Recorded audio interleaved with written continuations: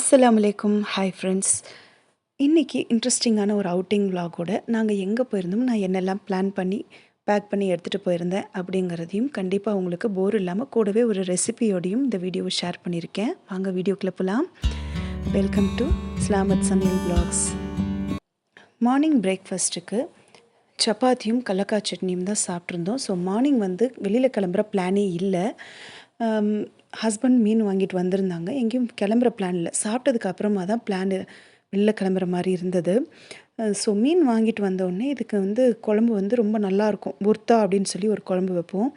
அந்த குழம்பு எப்படி வைக்கிறது அப்படின்னு சொல்லி நான் இதில் ஷேர் பண்ணியிருக்கேன். பாருங்கள், ரொம்ப ரொம்ப சிம்பிள் அண்ட் ஈஸி, செம்ம டேஸ்டியாகவும் இருக்கும். இதுக்கு ஒரு கைப்பிடி அளவுக்கு சின்ன வெங்காயமும் கூடவே ஒரு அரை கைப்பிடி அளவுக்கு பூண்டு, ஜீரா மேத்தி சேர்த்துக்கிறேன். இந்த ஜீரா மெத்தி என்ன அப்படின்னு சொன்னால் துவரம் பருப்பு, அரிசி, சீரகம், வெந்தயம் இது வறுத்து வச்சுக்கிறதான். கண்டிப்பாக இது சேர்க்கணும். சேர்த்தா தான் குழம்பு செம்ம டேஸ்ட்டாக இருக்கும். கூடவே ஒரு ஸ்பூன் அளவுக்கு மிளகாய்த்தூள், ஒரு ஸ்பூன் அளவுக்கு தனியாத்தூள், அரை ஸ்பூன் அளவுக்கு அரை டீஸ்பூன் அளவுக்கு மஞ்சள் தூள், கொஞ்சம் உப்பு, ஒரு பச்சை மிளகாய் சேர்த்துக்கிறேன். கூடவே ஒரு 8 தக்காளி அளவுக்கு சேர்த்துக்கலாம். தாராளமாக சேர்த்துக்கலாம், ஒன்றும் ஆகாது. சின்னதாக இருந்தால் 10 கூட சேர்த்துக்கலாம். அப்புறமா ஒரு கைப்பிடி அளவுக்கு தண்டோட கொத்தமல்லி, அதுக்கப்புறம் ஒரு கைப்பிடி அளவுக்கு கருவேப்பிலை, ஒரு அரை கிளாஸ் அளவுக்கு தண்ணி இது சேர்த்துட்டு ஒரு 4 விசில் வரைக்கும் வச்சு எடுத்துக்கலாம். இந்த அளவுக்கு நல்லா வெந்ததுக்கப்புறம் பார்த்தீங்கன்னு சொன்னால் இதில் இருக்கிற தண்ணியை தனியாக வடித்து எடுத்துக்கலாம். ஏன்னா இது தண்ணியோடு இருந்ததுன்னு சொன்னால் நம்ம இதை கடைய முடியாது. தண்ணி தனியாக இந்த மாதிரி வடித்து எடுத்துக்கிட்டு இது நல்லா நம்ம மத்து வச்சு கடைஞ்சி எடுத்துக்கலாம். மிக்சியில் அரைக்கக்கூடாது. முடிஞ்ச வரைக்கும் நம்ம மத்தில் நல்லா நைஸாக கடைஞ்சி எடுத்துக்கணும். அப்போ தான் நல்லாயிருக்கும். மிக்சியில் அரைச்சிங்கன்னா நல்லா இருக்காது. கடைஞ்சி தான் எடுத்துக்கணும். பேலன்ஸ் இருக்கிற தண்ணியை சேர்த்துட்டு கூட கொஞ்சமாக மட்டும் நான் தண்ணி சேர்த்துக்கிறேன். ஏன்னா குழம்பு இன்னும் நல்லா திக்னஸ் ஆகும். அதனால கொஞ்சமாக தண்ணி சேர்த்துட்டு ஸ்டவ்வில் வச்சுட்டு கொதிக்க வச்சுக்கலாம். இது கொதிச்சுட்டு இருக்கும் போதே இது மேலே இன்னும் ஒரு கைப்பிடி அளவுக்கு கொத்தமல்லி சேர்த்துக்கிறேன். இது கொதிக்கிறதுக்குள்ளே இதுக்கு ஒரு தாளிப்பு ரெடி பண்ணிக்கலாம். ரொம்ப நேரம் கொதிக்கணும்னு அவசியம் இல்லை. ஸோ இது கொதிக்கிறதுக்குள்ளே தாளிப்பு போட்டுடலாம். தாளிப்பு பார்த்தீங்கன்னு சொன்னால் ஒரு 10 பல் சின்ன வெங்காயமும் கூடவே கொஞ்சம் பூண்டு, கருவேப்பிலை. இது பெரிய வெங்காயத்துலேயும் டோட்டலாகவே செய்யலாம். தாளிப்புலேருந்து நம்ம வேக வைக்கிறதுக்கு சேர்க்குறது எல்லாமே. ஆனால் சின்ன வெங்காயத்தில் செய்யும்போது தான் ரொம்ப டேஸ்ட்டாக இருக்கும். அதனால தான் சின்ன வெங்காயம். தாளிப்புக்கு பார்த்தீங்கன்னு சொன்னால் நெய்யும் எண்ணெயும் சேர்த்த மாதிரி எடுத்துக்கணும். எடுத்துகிட்டு கடுகு, சீரகம் பொரிஞ்சதுக்கப்புறம் நம்ம எடுத்து வச்சுருக்கிற வெங்காயம், பூண்டு, கருவேப்பிலை சேர்த்து தாளிச்சுட்டு குழம்புல கொட்டிட்டோன்னு சொன்னால் அவ்வளோதான், செம்ம டேஸ்டியான குழம்பு ரெடி, புர்த்தா. இது தமிழில் தக்காளி குழம்புன்னு சொல்லலாம். இந்த ரெசிபி கூட நம்ம சலாமத் சமையல் சேனலில் நான் ஷேர் பண்ணியிருக்கேன். உருதுவில் புர்த்தா அப்படின்னு சொல்லுவோம். ஓகே, இப்போ சமைச்சது எல்லாமே நான் பேக் பண்ணி எடுத்துக்கிட்டேன், ஆற வச்சுட்டு.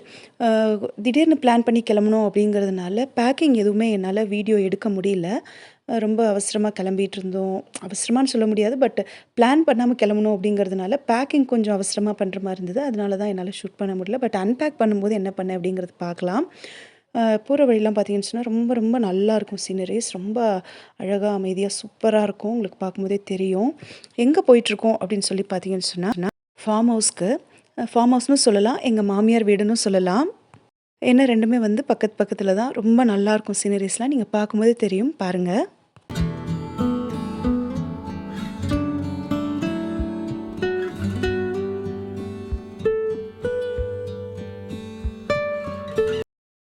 வீட்டுக்கு வந்த உடனே முதல் வேலையாக பால் காய்ச்சிடணும். ஏன்னா ட்ராவல் பண்ணி வேறு கொண்டு வந்திருக்கோம். நான் ஃப்ளாஸ்கில் போட்டு எடுத்துகிட்டு வந்துட்டேன். பால் பெருசாக ஆற வைக்கலை, ஃப்ளாஸ்க்லேயே போட்டு எடுத்துகிட்டு வந்துட்டேன். ஸோ முதல்ல பால் காய்ச்சிடணும் அப்படின்னு சொல்லி காய்ச்சிட்டு கையோட அரிசியும் ஊற வச்சிட்டேன். ஏன்னா வரும்போது லன்ச் டைம் ஆகிப்போச்சு, எல்லாேருக்கும் பசிக்கும். அதனால் அரிசி ஊற வச்சுட்டு அடுத்த வேலையை பார்க்கலாம் அப்படின்னு சொல்லிட்டு அரிசி ஊற வச்சுட்டேன். இந்த பாத்திரத்தில் ஏன் ஊற வச்சேங்கிறது உங்களுக்கு போக போக தெரியும் வீடியோலேயே. அடுத்தது என்னெல்லாம் கொண்டு வந்தேன் அப்படின்னு சொல்லி பார்த்தீங்கன்னு சொன்னால் வரும்போதே கடையில் பழம் வாங்கிட்டு வந்துட்டோம். வாட்டர்மெலன், தர்பூசணி வாங்கிட்டு வந்துட்டோம். அப்புறம் வீட்டில் ஜூஸ் போட்டு எடுத்துகிட்டு வந்துட்டேன். காரில் வரும்போது குடிச்சிக்கலாம் அப்படின்னு சொல்லிட்டு. பட் காரில் யாரும் குடிக்க முடியல, அப்படியே வந்துட்டோம். அதனால் இங்கே கொண்டு வந்து தான் குடிக்கிற மாதிரி இருந்தது. அதுக்கப்புறம் காலையில் சமைச்சது பேலன்ஸ் இருந்தது, சப்பாத்தி, சட்னி, அதையும் எடுத்துகிட்டு வந்துட்டேன். அதுக்கப்புறம் பார்த்தீங்கன்னு சொன்னால் புர்த்தா சமைச்சு ஆல்ரெடி வீடியோவில் காமிச்சிருப்பேன். அதுவும் கொண்டு வந்துட்டு அதுக்கப்புறம் பீட்ரூட் பொரியல் செஞ்சு எடுத்துகிட்டு வந்திருந்தேன். அதுக்கப்புறம் இந்த குழம்பு ஏன் வச்சேன் அப்படின்னு சொன்னால் மீனுக்கு ரொம்ப நல்லாயிருக்கும். ஏன்னா மீன் மசாலா போட்டு எடுத்துகிட்டு வந்துட்டோம். மீன் வாங்கிட்டு வந்திருந்தாங்க ஹஸ்பண்ட், சொன்னேன் இல்லையா. மீனுக்கு மசாலா போட்டு எடுத்துகிட்டு வந்துட்டோம் வீட்லேயே. ஸோ மசாலா போட்டு இது ஃப்ரை பண்ணி சாப்பிடும்போது இந்த தக்காளி குழம்பு ரொம்ப ரொம்ப நல்லாயிருக்கும். கண்டிப்பாக நீங்கள் ட்ரை பண்ணி பாருங்கள். இந்த காம்பினேஷன் ரொம்ப நல்லாயிருக்கும். அதனால தான் அந்த குழம்பு வச்சு எடுத்துகிட்டு வந்தேன். கூடவே வந்து இது வந்து பாயாசம் முதல் நாள் ஈவினிங் வீட்டில் சாப்பிட்றதுக்கு செஞ்சேன். அது பேலன்ஸ் இருந்தது. அப்படியே ஃப்ரிட்ஜில் வச்சுட்டு வந்தால் கெட்டு போயிடும் அப்படின்னு சொல்லிட்டு எடுத்துகிட்டு வந்துட்டேன். நம்ம வீட்டில் வந்து அப்படி தானே, எதுவும் வேஸ்ட் ஆகிடக்கூடாதுன்னு நினச்சி பார்த்து பார்த்து பேக் பண்ணுற மாதிரி தான் இருக்கும் கிளம்பும்போது. அதே மாதிரி தான். அதுதான் கஷ்டமாக இருந்தது யோசிச்சு யோசிச்சு பிளான் பண்ணுறது திடீர்னு கிளம்பும்போது. அதே மாதிரி வந்த உடனே பசங்களுக்கும் வந்து ஜூஸ் போட்டு கொடுத்துட்டு நாங்களும் குடிச்சிட்டோம். அதுக்குள்ளே வந்து ஹஸ்பண்ட் வந்து நீ மற்ற வேலையெல்லாம் பாரு, நான் வந்து இதை பொரிச்சிடுறேன் அப்படின்னு சொல்லிட்டு அவங்களே பொரிச்சிட்டாங்க. அல்ஹம்துலில்லாஹ் ரொம்ப நல்லாவே அது செஞ்சு கொடுத்துருந்தாங்க. எங்களுக்கு மட்டும் இல்லை, மாமியார் வீட்டுக்கும் எல்லாருக்கும் சேர்த்து தான் அது வந்து பொரிச்சிருந்தது.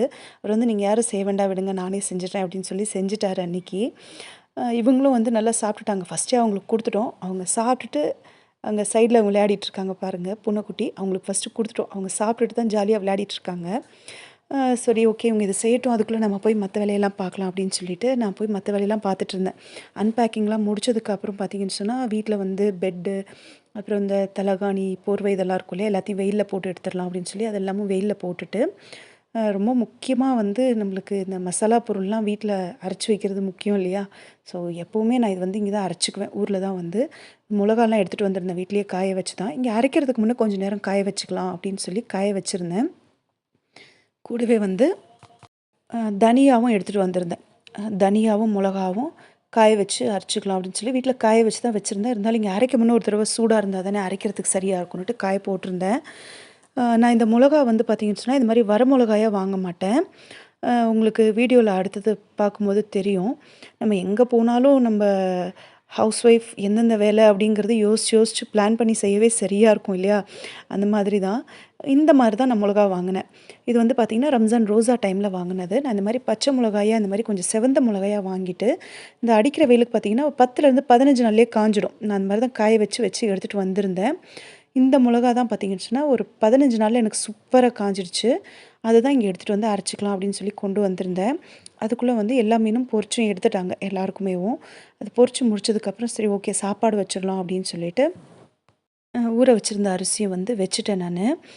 நான் இங்கே வந்தேன் அப்படின்னு சொன்னால் அடுப்பில் தான் சமைக்கிறது எனக்கு வந்து ரொம்பவும் பிடிக்கும். இங்கே வந்துட்டேன் அப்படின்னாலே அடுப்பில் தான் சமைப்பேன். ஏன்னா எப்போவுமே நம்ம கேஸ் ஸ்டவ்லேயே சமைக்கிறோம் அப்படிங்கிற போது இங்கே வீட்லேயும் கேஸ் ஸ்டவ் இருக்குது. இருந்தாலும் வந்து பார்த்தீங்கன்னு சொன்னால் இந்த மாதிரி சின்ன சின்னதாக ஒரு ரைஸ் வைக்கிறது, இல்லை மீன் பொரிக்கிறது, கபாப் செய்கிறது, இந்த மாதிரி விஷயம் வந்து இங்கே அடுப்பில் செய்யும்போது ரொம்ப நல்லாயிருக்கும். எல்லோரும் சேர்ந்து உட்காந்து சாப்பிட செய்ய ரொம்பவும் நல்லாயிருக்கும். அல்ஹம்துலில்லாஹ் ரைஸும் ரெடி ஆகிடுச்சு.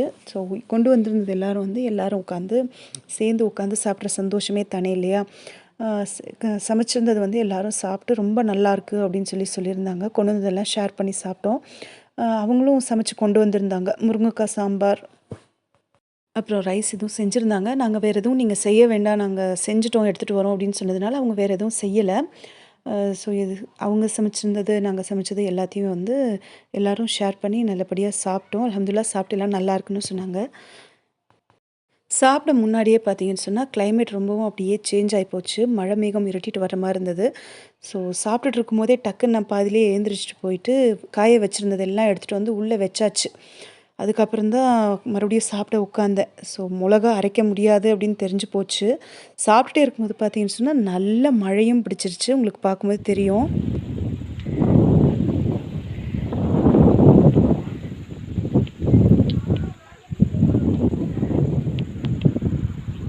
அப்புறம் சாப்பிட்டு கொஞ்சம் நேரம் உட்காந்து எல்லாம் பேசிகிட்டு இருந்துட்டு கொஞ்சம் நேரம் கழிச்சுட்டு வந்து கொண்டு வந்த வாட்டர்மெலன் கட் பண்ணி எல்லோரும் சாப்பிட்டோம். சாப்பிட்டு உட்காந்துட்டு அப்புறம் வேறு என்ன வேலை உட்காந்து பேசிகிட்டே இருந்தோம். எல்லோரும் எல்லா கதையும் எல்லாம் பேசிட்டு ரொம்பவும் ஹாப்பியாக எல்லாம் பேசிகிட்டு இருந்தோம். அல்ஹம்துலில்லாஹ் அதுக்குள்ளே வந்து டீ டைமே ஆகிப்போச்சு ஈவினிங்கு. ஸோ எல்லாருக்கும் டீ போட்டு கொடுத்துட்டு பசங்களுக்கும் எனக்கும் வந்து கொண்டு வந்திருந்த பாயாசமும் வந்து சுட வச்சு சாப்பிட்டுட்டோம். சாப்பிட்டுட்டு அப்படியே நான் வந்து கொஞ்சம் லேண்டில் அப்படியே நடந்து போகலாம் அப்படின்னு சொல்லி வாக்கிங் போகலாம் அப்படின்னு சொல்லி போயிட்டுருந்தேன். இங்கே வந்து என்னென்ன செடி, மரம் இதெல்லாம் இருக்குது அப்படிங்கிறது உங்களுக்கு நான் அடுத்தடுத்த வீடியோவில் காமிக்கிறேன். இப்போ வந்து பார்த்தீங்கன்னு சொன்னால் இப்படி தான் இருக்குது. நாங்கள் வரணும் அப்படின்னு சொல்லி பிளான் பண்ணியிருந்தோம். வர முடியல. ஏன்னா பசங்களுக்கு வந்து எக்ஸாம்ஸ் இருந்தது, ஸ்கூல் அப்படிங்கிறதுனால வர முடியாமல் இருந்தது. நான் வர முடியல பசங்க. பட் ஹஸ்பண்ட் வந்துட்டு போயிட்டு தான் இருந்தாங்க. எனக்கும் பசங்களுக்கு தான் வர முடியல. ஸ்கூலில் லீவும் கிடையாது. பெரிய பையனுக்கு லீவ் இல்லை அப்படிங்கிறதுனால வர முடியல. ஓகே, அடுத்தடுத்த வீடியோவில் வந்து பார்த்தீங்கன்னு சொன்னால் லேண்டில் என்னென்ன மாதிரியான மரம், செடி எல்லாம் இருக்குது, என்ன மாதிரியான விவசாயம்லாம் இருக்குது அப்படிங்கிறது உங்களுக்கு அடுத்தடுத்த வீடியோவில் அல்ஹம்துலில்லாஹ் நான் ஷேர் பண்ணுறேன். அடுத்த பார்ட் சீக்கிரமே கொடுக்குறேன். வீடியோ பிடிச்சிருக்குன்னா மறக்காமல் லைக் அண்ட் சப்ஸ்கிரைப் பண்ணுங்கள். எனக்கும் சப்போர்ட் பண்ணுங்கள். தேங்க்யூ.